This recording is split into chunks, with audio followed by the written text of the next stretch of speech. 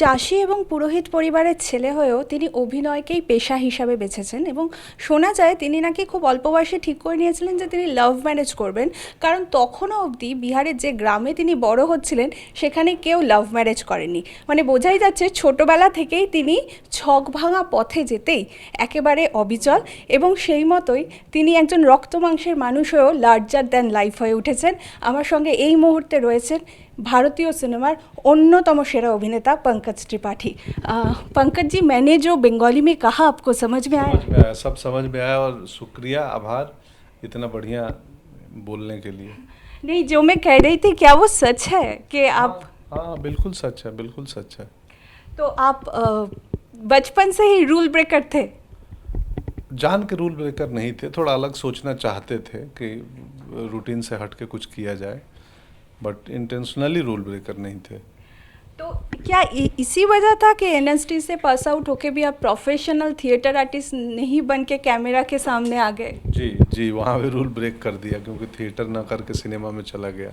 इस मूवी करने वक्त आपको कोई भी सिमिलैरिटी या फिर आपके गांव का कुछ पहले का जो मेमोरी, कुछ ऐसा कुछ याद आया? और फिर देखिए, ये फिल्म शेरदिल है हमारी, जो अभी 24 जून को आएगी थिएटरों में। ये जब कहानी सुना था तो मैं इसलिए भी रिलेट किया था कि मैं खुद फार्मर रहा हूँ, किसानी किया हूँ, और ये जो समस्याएं आती हैं, हमारा गांव जंगल के किनारे नहीं था, बट वहाँ दूसरी जानवरों का प्रकोप था, वेदर का प्रकोप था, मौसम का।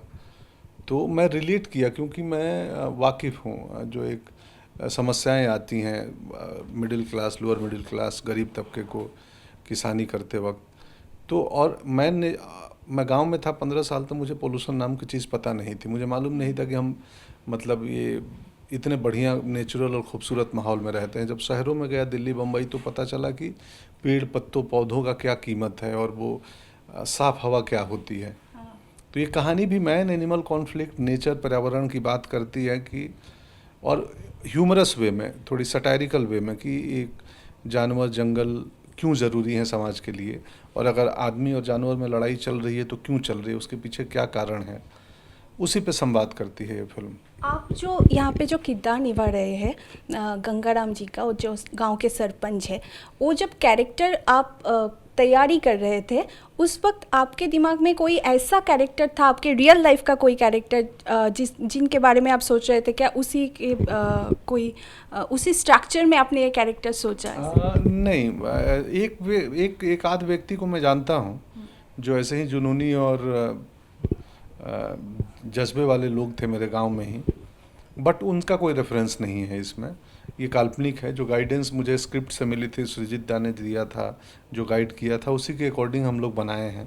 तो आप तो हमेशा से ही कहते हैं कि कोई भी कैरेक्टर का आत्मा को जानना पहले बहुत ज़रूरत है, उसके बाद उसका बॉडी लैंग्वेज, ये सब इस कैरेक्टर की खासियत क्या थी और आपने कैसे तैयारी की थी इसकी? इसकी खासियत थी कि ये बहुत ब्रेव हैं। ये गंगाराम जो किरदार है शेरदिल का, ये जिस किस्म का बलिदान देते हैं अपने समाज के लिए, गांव के लिए, मैं पंकज त्रिपाठी शायद उतना बलिदान न दे पाऊँ। तो हमेशा मेरा मानना है कि कैरेक्टर्स, कहानियाँ हम एक्टर से बहुत बड़ी होती हैं, तो ये भी हमसे बहुत बड़ी है। ये जिनका जो सेक्रीफाइस है वो बहुत बड़ा है।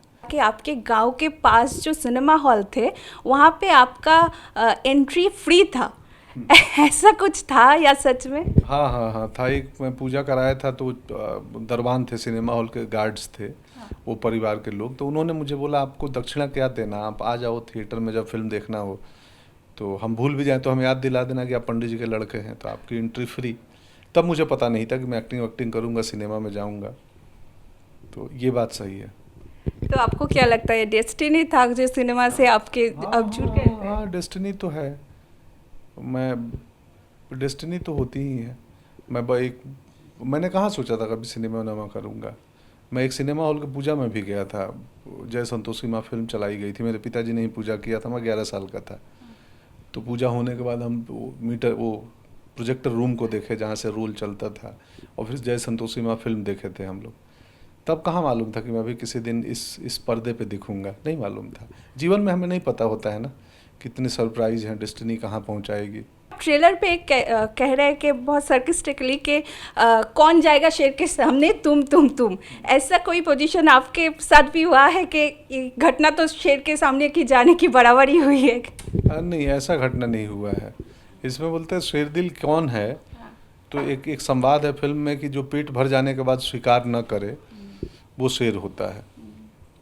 तो वही है कि शेरदिल जो जो जो संतुष्ट हो, जिसका पेट भर गया तो उसको कल की चिंता नहीं है। तो ऐसा मेरे जीवन में कभी नहीं हुआ है। आप कैसे एंजॉय कर रहे हैं आपके ये फेज, और ये जो आप कह रहे थे कि शेरदिल जो जिसका भूख मिट गया है, क्या अब अभी तक वहीं पे है कि? हाँ नहीं, मैं भी संतुष्ट आदमी हूँ। मैं भी बहुत ज़्यादा चिंता नहीं करता हूँ कल की। अपना काम 100% करता हूँ अभिनय, और उसके बाद मैं छोड़ देता हूँ।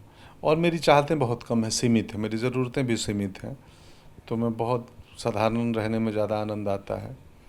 और भूख, एक्टिंग की भूख तो नहीं ही मिटती है। वो तो हमेशा एक किरदार करो तो लगता है इसमें कमी रह गई है, दूसरी फिल्म में और अच्छा करूँगा। तो वो कलाकार की का एक्सप्लोरेशन और उसकी खोज तो लाइफ लॉन्ग चलती है। लेकिन मैं आदमी संतुष्ट हूँ, भौतिक चीज़ें मुझे प्रभावित नहीं करती। मोनेर बाग, द टाइगर इन माइंड, तो वो टाइगर जो मन में रहता है वो जब कोई भी पोजीशन में पड़ता है, या वो राजनीति हो या फिर सामाजिक कोई इशू हो, तो उसके पंजे निकल आते हैं। आपके अंदर भी एक वो शेर है जो अपने पंजे निकलना चाहते हैं कभी कभी, तो आप उसको कैसे कंट्रोल करते हैं? देखिए, मोनेर बाग बिल्कुल सही कहा। हमारे मन में सब किस्म के भाव होते हैं। हम लोग इंसान हैं तो लोभ भी होगा, लालच भी होगा, गुस्सा भी होगा, क्रोध भी होगा। लेकिन हमारे बुजुर्गों ने ये कहा है कि आप अपने अवगुण को कंट्रोल करो, उसको नियंत्रण में रखो, जो कमियां हैं उसको कम करो।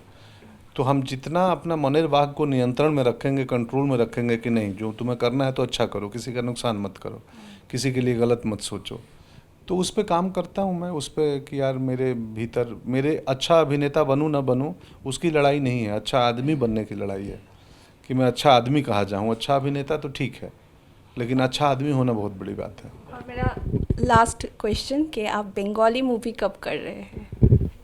जब सृजित दा ऑफर देंगे या कोई दूसरे डायरेक्टर ऑफर देंगे। बट मैं, আমি বাংলা বুঝি पूरा, परंतु एकदम फ्लुएंट बोलते पारी ना।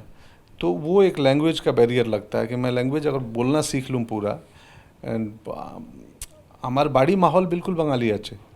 सो हमार घर का सब बांग्ला में बोलते हैं, तो मैं सुनता सब हूँ, समझता हूँ, बोलने में फ्लुएंसी आ जाएगी तो बांग्ला मूवी करूँगा। ক্যামেরায় তরুণ দাসের সঙ্গে সৌমিতা মুখোপাধ্যায়, জি 24 ঘন্টা, কলকাতা।